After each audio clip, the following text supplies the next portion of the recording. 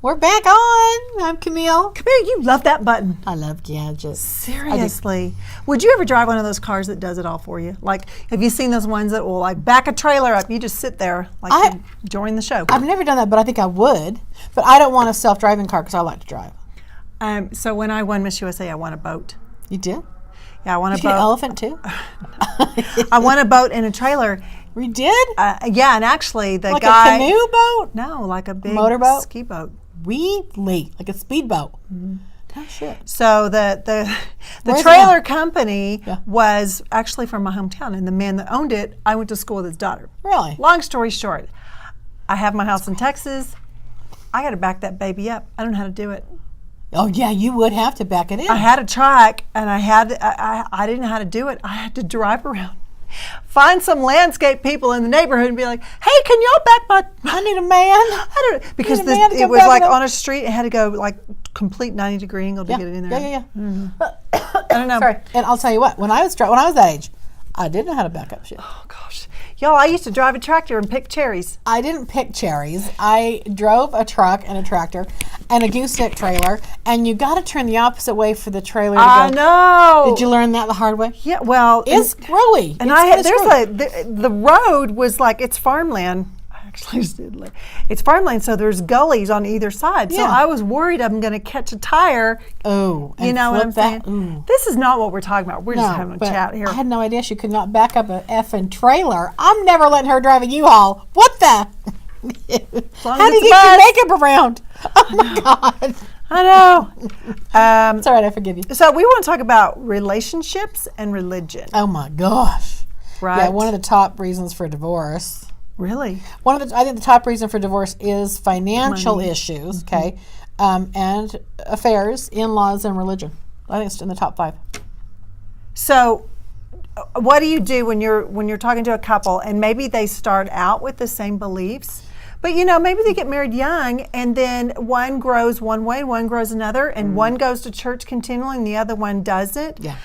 That puts a strain on some relationships, right? Well, especially if the one that's still going wants that person to continue to go. Actually, I've seen it both ways. It's like, no, I've kind of enlightened myself. That isn't true religion. You need to come with me. So, yeah, if your core relationship is founded upon the similar value system, because you both grew up Catholic or Mormon or whatever, and one of you starts going a different direction, if that's a core value system of yours, it's going to cause a strain on the marriage. It is gonna Absolutely. cause that. I know. Oh, yeah. I mean, I remember a neighbor in the neighborhood where I used to live, and it was, the guy all of a sudden decided whether he believed or not, he just didn't want to go to church. And in the wife's mind, it was like, oh my gosh, our family's going to fall apart.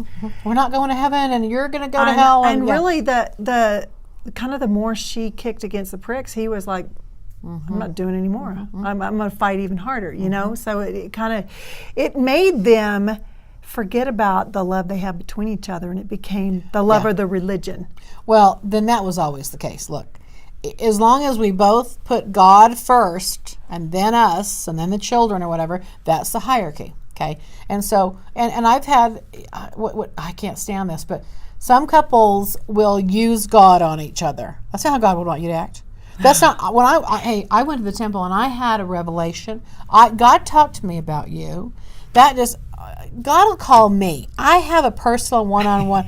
I don't need you to deal with me. No, don't mediate between me and God. That just makes. All right. I hear that, and I got to just shut up But because that's a power play. it's a total. It's a domination game. But these people really do believe what they're saying. Except I will say, I've never met more evil people than religious people. I'm going to tell you that right now. especially the zealot ones that are just like, Yeah. somehow their common sense just gets flushed down the toilet with their shit because all of a sudden, it's like they don't think for themselves anymore. That's right. And they let a religion think for them. I mean, gosh, in extreme cases, you've got Jim Jones tragedy. You've got the Waco tragedy. You just have people that all of a sudden go, I'm going to let somebody think for me. Yeah. And when you've got one person that's thinking that way, and it doesn't have to be as tragic as those events, but I'm just saying religion in general sometimes tends to lead people to go, you just obey and don't ask questions. That's exactly right. And you're still a hostage. You're still, it's an emotional hostage. These children, I mean, I've got a handful of kids, teenagers that I've worked with. that have these parents that they will disown them. One of my best friends died of cancer, lung cancer. This is 10 years ago. And she was gay. And she figured out, she had never really been with a guy, but she was attracted to women and she was raised in the Mormon faith. And she was a virgin. She was 35 years old. She finally fell in love with someone she worked with, a woman. And I was so happy for her. She kind of figured out she was gay and got the courage to say, I am gay at 35 years old. She's dead by 42. Her mother, who was staunch Mormon, said to her, I would rather have a gay daughter I would rather have a dead daughter Oh my gosh! than a gay Don't daughter. say that. Her mother said that. And I told my friend, I said, I'm going to tell you this right now. Her mother was bringing Careful with over. your nails, they make noise. Sorry. I just wanted to choke that bitch. Sorry. I'm so mad at her. bet. Ooh, it makes me angry to this day. Because I told my dear friend, I said, you need to divorce your mother. If you want to live, I'm telling you, you need to divorce your mom. What did she die from? Lung cancer. Lung cancer. She never smoked. Lung cancer is, can kill you without ever having any carcinogens in your lungs. But her mother was bringing over pastries, which is sugar feeds cancer. Okay, and we kept her alive for a couple of years on a complete vegetarian diet. She had a feeding tube, alkaline water, tons of stuff. I learned a lot about health just trying to keep my dear friend alive. Yeah. But she ended up dying. I was holding her hand when she died. She died on my birthday. Gosh. I know. I was looking right at her. So we're talking about religion and guilt and the play that has on not only people but families, marriages, and kind of and kids. And we really we've all been. For those that have been in any religion, I mean, I grew up in 7 denominations, but there is. I mean, in the South, it's not uncommon if you have a new pastor that comes in and you don't like them, you go to another church. I mean, it's not uncommon at all because you're all Christians. Oh, got it. Okay. So there's really it's not all Christian, but 7 different buildings. Denominations. Okay. Yeah. So I could be an Episcopal, it could be a Baptist, whatever. But there are certain religions that they're like, oh, no. I will not affiliate. I will not talk to somebody. I remember I had a business client that owed me several $1,000s. And when it came right down to the fact that he wasn't going to pay, he brought up religion. And he said, because you believe in this, you're going to hell, so why should I pay you anyway? Oh my gosh, what does that say about him? Wow. And interesting, there are some religions that believe it is their right, their position to tell you where you're wrong. That's right. That I will shame you to salvation because I know it's right and you don't. And that's their highest order. So laws don't apply to those people. Look, Islam will call everyone else an infidel. Okay, and if you're an infidel, you're like a goat. You're a value of an animal, and they think that they can kill anyone that's not part of their religion, and they do. That's part of one of the jihad and stuff. That's what a lot of these Muslims believe. So I shouldn't say Muslim; it's Islam. But if you look at what they do, is they pollute people, they dehumanize people that aren't part of us. So in most religions, they have the corner of the market on God. They have. If you believe like we do, then you're going to have eternal salvation. And then they mock and they berate other religions. And there's this semantics. Look, I don't think, would you love one of your kids more than the other? Do you love? Hell no. No matter what they believe or do, look, I love my kids the same. So I think that's kind of how God is. I don't think God cares if I'm, the part of Islam, or if I'm Catholic, or if I'm Mormon, or if I'm a Jewish person. I don't think God cares. I think God loves all of us kids the same. I always tell my kids, I said, I don't care whatever religion you choose, as long as you're a good person. Yeah. You're not doing acts, and you're not doing fruits of your labor to look good. You generally have a good heart, which is a Christ-like heart, right? But I don't care. Whatever choice they make, as long as they're doing, it's good. That's right. And ironically, one of my sons went through a little phase, and he came to me this summer, and he goes, Mom, I just have to apologize. And I was like, what are you talking about? And he goes, you always told us, just be kind, don't judge. And he goes, I think I judged. And I think I judged you, and I was wrong. And it's funny because at a moment, those kind of moments, you're like, I don't even know what we were talking about, son. But the fact that you have figured something out. I'm always interested in religions that lead the congregation to just believe. Yeah. Just don't ask questions. Accept, just do it, just, You We know, don't. God has the answers. In good time, you'll know. Now, to or me, or religions that just don't have an answer, but you just need to believe it. You just need to don't believe. doubt. Just have faith. Right? Exactly. But nobody has an answer. Right. I don't believe that we have a God that's confusing. No, me neither. No. My daughter had some questions that she was in a seminary class in high school, and the guy had no answers. And she was like, wait a minute, you're teaching us a religion, but you don't have any answers? You know? So back to relationships with marriage. Yes. How do you help a couple that they've grown apart in religion, but everything else is the same, but that religion is keeping them apart? That's this test of love. You either love that person unconditionally or you don't. You either, and you've got a family here. And sometimes people just lead a double life, frankly. Yeah. Because they don't want to hurt their kids. And both of them, you have to almost change the reason for being together, that it isn't just because you have a religion together. Now, when we have children, the future to live into isn't just because we're going to go to eternal heaven someday.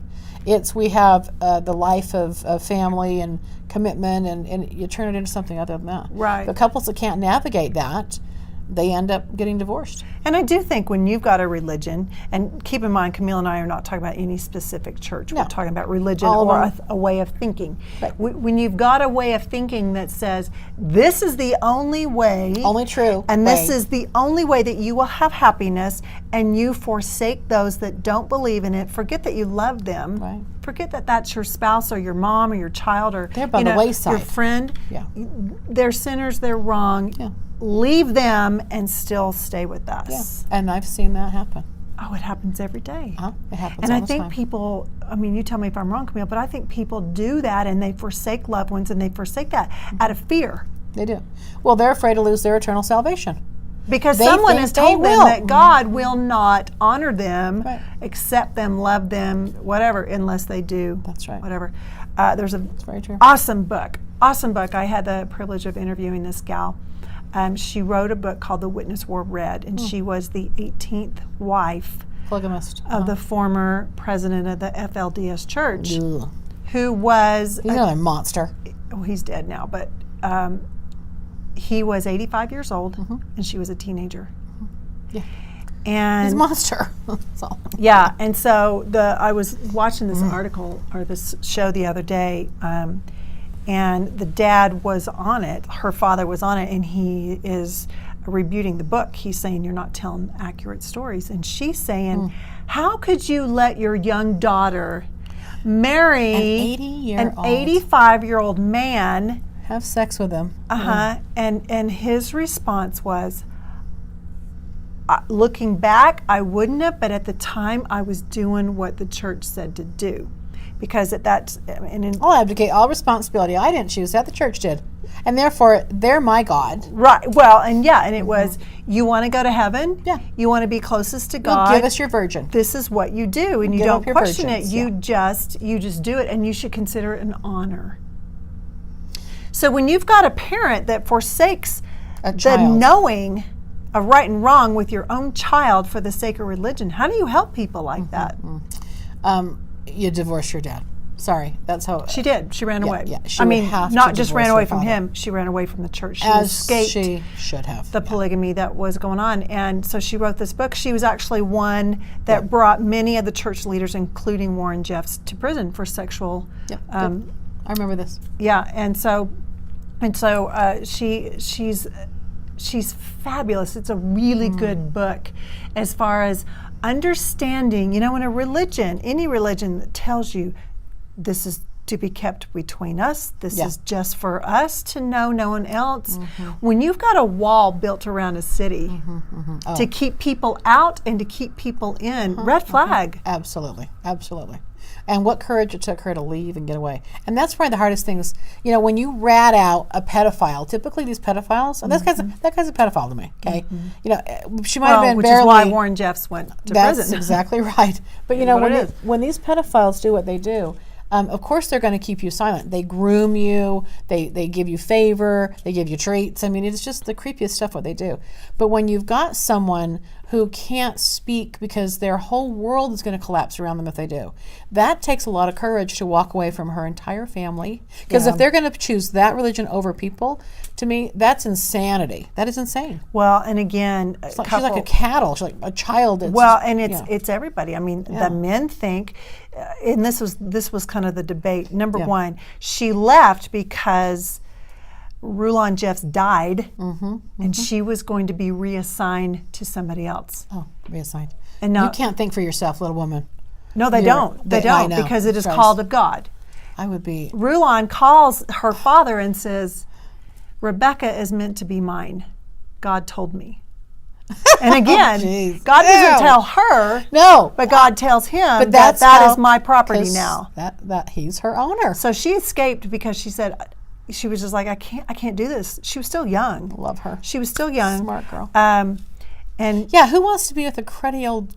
I don't care if they're old or not. If you are into drilled into you don't being wanna with be somebody with? you don't want to be with, and that That's was her whole right. thing. She was like, I don't want to do this.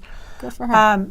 And so, and she's only been out. I think she's only been out. Well, at the time of this interview, it was 11 years, so I don't know exactly what it is right now. But when you've got a religion that says, and I'm not picking on them, I'm talking about any religion that says, if you do A through Z, then you'll get to see God.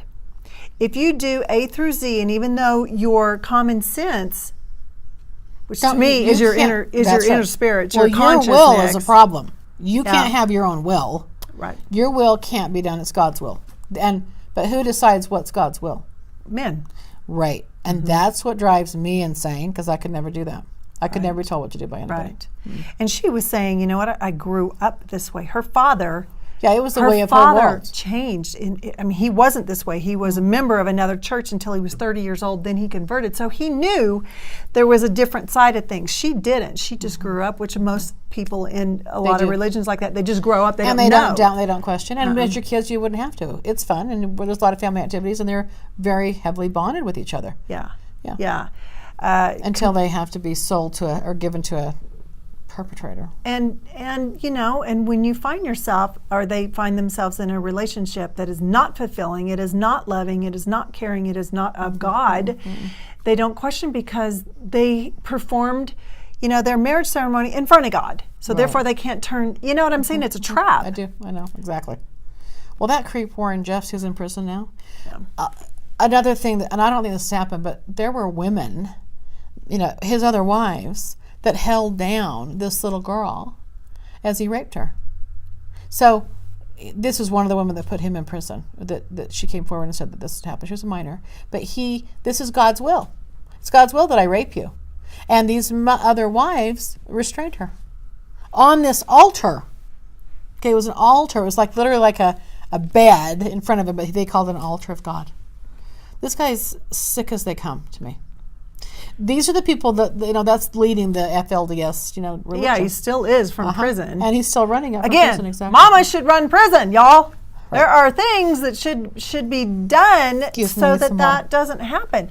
And that's when, I'm not against religion. I just think when religion goes batshit crazy, where it is hurting people, it is controlling people, it is, the whole Jim Jones story. Yeah. When you have these people that are led to believe, you come to Ghana and we are going to create a village that's going to help people, and we are going to do all this, community work, and we are going to establish all of these great things that intrinsically our human being goes, that's good, that's a good thing. Well, you'd think, but we all want to be part of a community to make a difference. But if you look at a theme of all these religious zealots, these leaders, they're all perverts. The guy in Waco, Texas was molesting children. Okay, this guy in Jonestown, Jim Jones, he was raping women and children. Okay, so Rulon Jeffs, all these, they're taking virgins, they're taking young women.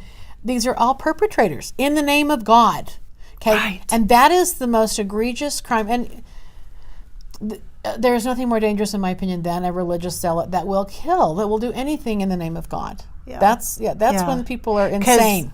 You're absolutely right. I had a stalker that started when I was Miss USA, and he, to this day, he still stalks me. But the detectives in Texas said, he is the most dangerous type to deal with because he does not, he's not afraid of the law. Right. Because he follows a God He's got his own compass. that tells him what to do. And it's almost like there's a martyr syndrome about this. We just celebrated the anniversary of 9/11, and the motive of those men, it's almost like a kamikaze thing. I will die in the name of what I feel is right. That's right. I don't care that other people are hurt, injured, or killed, or the ramifications of what happened to their and will happen for their families. I'm doing it in the name of God. My question is, whereas we, especially as adults, children, I think, children are a product of what their environment. But as an adult, where do we all of a sudden go, you know what, I'm going to throw out the window that's crazy ass thinking that I'm going to go hurt, abuse, or kill somebody in the name of a religion. But these are people that have some sort of need to dominate. They need to control. Okay, so, and they probably have something that they're kind of born with, and they are abusing their power. But it's a racket. It's a way. It's a sales job. I mean, wouldn't you want your victim to be compliant? And that's what they're doing, is they're trying to create some sort of compliancy by saying, I have God in my corner because God tells me to. They're using God against people. And that's where, if anybody comes to me and I went to the temple and I had a vision for you, I'm like, that's the first thing I'm like, first of all, I don't need to hear anything you got to tell me. I don't need that. I've had people actually do that with me. It's like, no, you're not going to get a message through God to me. Right. Then I now trust you more than I trust myself. We're all born with a little bit of a natural knowing. We have an internal compass. We know what's right and wrong. Okay, I do believe that. So, but people they either don't want to have power, so they want someone else to think and do and act for them, and then they get to be the victim, or they get to be not the responsible one, and they can trust someone completely, and that's how people get in trouble, because they don't do their own thinking. Their critical thinker is turned off. Someone knows more than me, someone knows better than me, and they kind of have been brainwashed their whole childhood because mama was saying this and daddy's saying that, so they don't think for themselves. Right. I was kidnapped at age 5. And something, when I was, as a mother, the guy was wearing a uniform, okay? I intrinsically do not trust, I don't give a shit if he's got a uniform on. And I told my kids that. I don't care if they're wearing bishop clothing or a suit or a tie or a uniform. I don't care what they were dressed in. You tune into your discretion and your discernment. You have to discern who's in front of you and what they really want. What's their real intention? Right. And I would do these little games with my kids because I didn't want them getting taken by anybody. I bought 5 houses next to schools. Right. I mean, I was that paranoid. It never happened, but thank God. But I do think that you have an ability to discern. And when, this is another thing about the pituitary gland. The pituitary gland in the body it looks like a little pine cone, and it's up here, and it's developed. It helps you develop your own spirituality. And if you look at different fence posts, church places, they have the pine cone as a symbol of all these different places. Have you ever noticed that? Mm-hmm. That's the pituitary gland, and that's how you control the masses.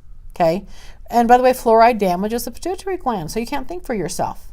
So I mean, there's just I don't know. That's my own. Y'all stop brushing your teeth. Well, or just get no, but I have non-fluoride, water and non-fluoride stuff, but you have to discern and think for yourself. And people already have that built in. We have something where we can discern. Well, heck yeah, we do. But I think what happens is you get people that they don't trust themselves. They don't trust their thinking. They don't trust their knowledge, their Holy Spirit, whatever you want to call it, that gives them that guidance, because we're not just stuck here without any guidance. But the problem is that you have a human that comes in and goes, I am your guidance. Right. And I'm talking to God, and you will obey me in the most loving way I can say that, because I am the direct message between God and you. Yeah, totally. And then the power becomes enormous. Right. And the ego becomes enormous. And these people, then all of a sudden they're like, oh my gosh, look at these people worshiping me.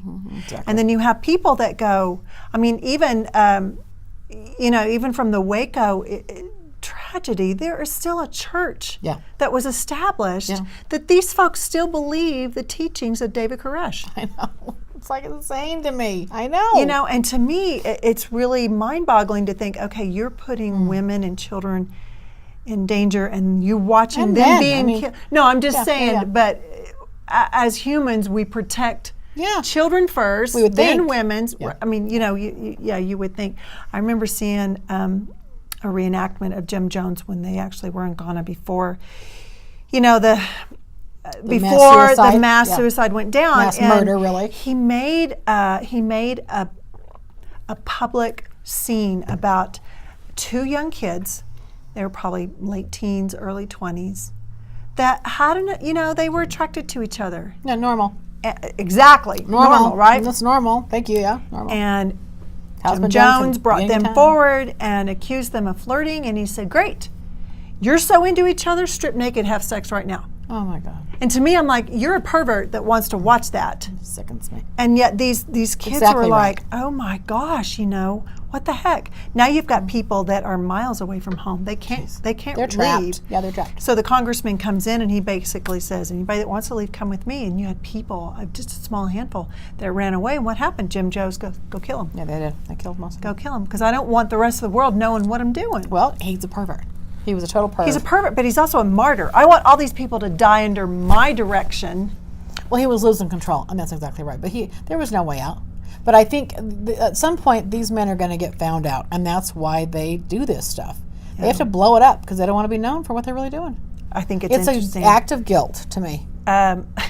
Since I've been single, it's common where we live, especially in the Utah. Mormon culture, that, like you were saying, I had a revelation and God told me that you were chosen to be mine and now we're going to be married and have kids.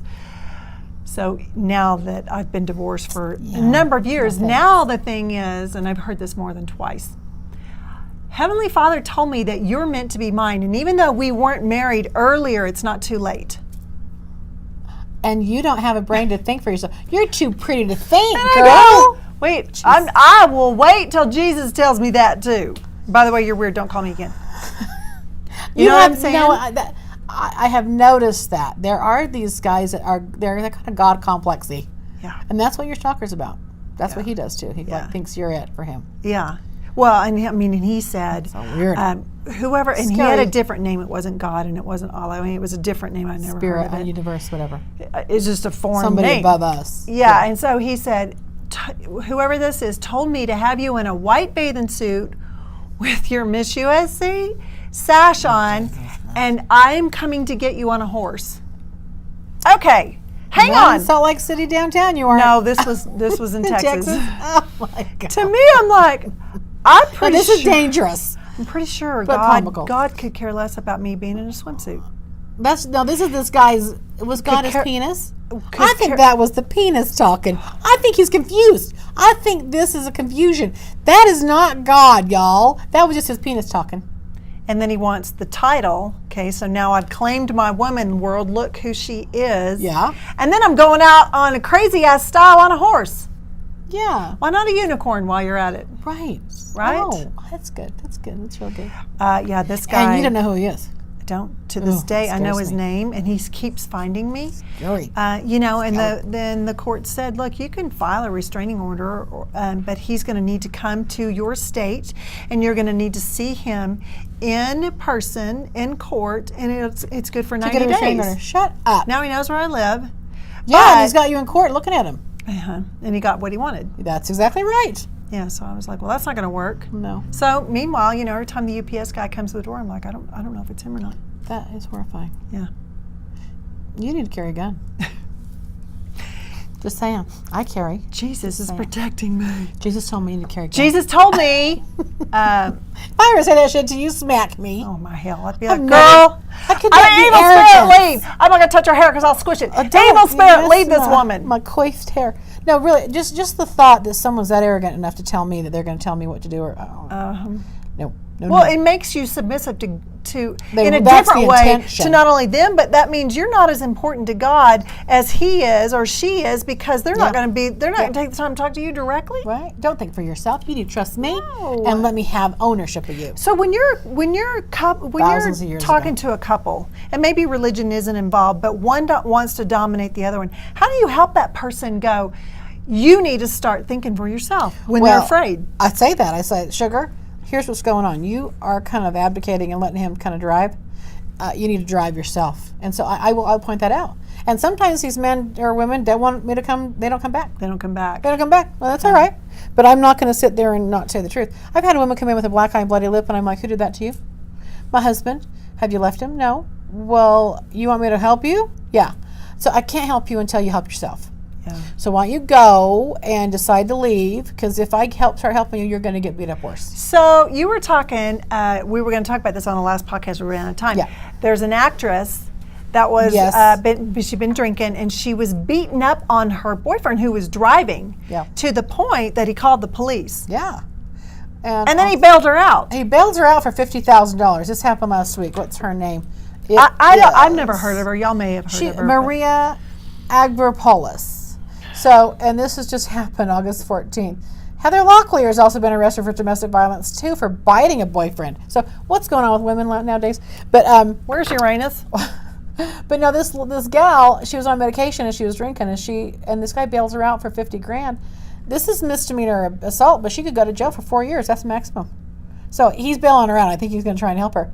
But you don't hit people. She was hitting him in the head and my the gosh, he's neck driving. while he's driving. Yeah, In he's LA. Could have killed somebody, but she's wasted on something. But the point is that the one being abused actually comes back to rescue. Why?